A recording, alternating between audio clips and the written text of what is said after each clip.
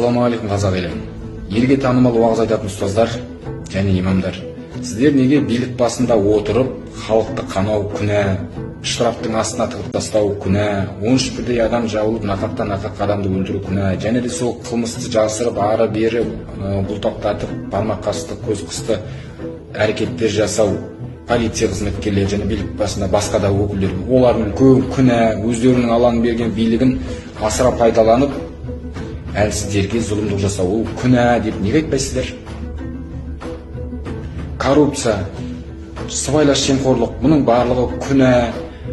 Билікке келдіңдер ме, адал басқарыңдар, басқара алмасаңдар кетіңдер. Бұл үшін үлкен Алланың азабы бар. Сендерге біз ескерту міндет, біз ескертіп жатырмыз деп неге халықпен бірге екендіктеріңіз арасында білдірмейсіздер? Біз сіздерді, мен өз басым, жеке басым сіздерді сыйлайын, тыңдайын. Айтқандарыңызды амал етуге тырысамыз, шамамыздың келгенше, Алланың нәсіп еткен деңгейінде. Бірақ дегенмен де көп жағдайда өздеріңіздің айтқан сөздеріңіз бен істеріңіз бірге шығып атпағандықтан, бір жерден болып атпағандықтан, халық сіздерден бастапқы уақытта осыдан бірнеше жыл бұрынғыдан қарағанда қазір әлдеқайда сіздерге деген халықтың сенімі кетті. Тіпті қазір арттарыңыздан ерген жастардың өзі сіздерді сыйлаудан қалып жатыр. Егер ары қарай да ислам дінінің дамығанын қаласаңыздар, адамзаттың тәрбиелі, саналы, дұрыс өмір сүруіне өздеріңіздің бір үлестеріңізді қосқанын қаласаңыздар, халықпен бірге болыңыздар. Сіздерге өздеріңіз енді ақырет үшін жүрген адамсыздар ғой, ақыреттің азығын жинап жүрген адамсыздар.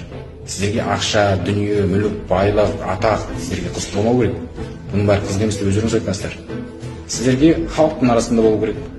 Сіздер неғұрлым халыққа жақын болсаңыздар, халықтың толқып жатқан, халықтың талқылап жатқан мәселесіне бір өздеріңіздің ойларыңызды, пікірлеріңізді білдіріп жүрсеңіздер, сіздердің арттарыңыздан еретін адамдар көп болады. Қазіргі таңда өздеріңіздің абыройларыңызды өздеріңіз төгіп жатсыздар. Сын түзелмей, мін түзелмейді.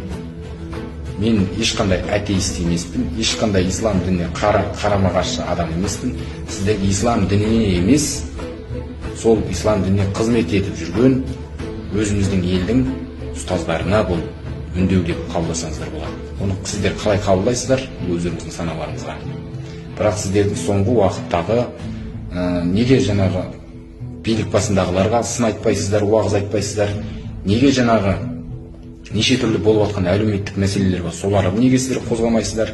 Сіздер халықтың алдында жүрген адам болғандықтан, халықтың мұң-мұқтажын өздеріңіздің публикацияларыңыз, өздеріңіздің аудиторияларыңыз көп болғандықтан арасында уағыздарыңызға қосып, айтып, пікірлеріңізді білдіру керексіздер. Өйткені сіздер халықтың алдында жүрсіздер. Халықтың алдында жүрген адамның өзінің міндеті болады.